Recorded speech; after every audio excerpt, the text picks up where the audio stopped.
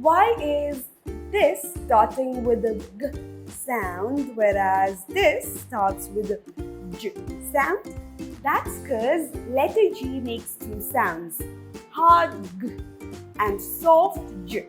One is a normal hard G sound and another's when the letter G appears before the vowels E, I or the letter Y, it produces a J sound. Like in the words gel, gin or gym.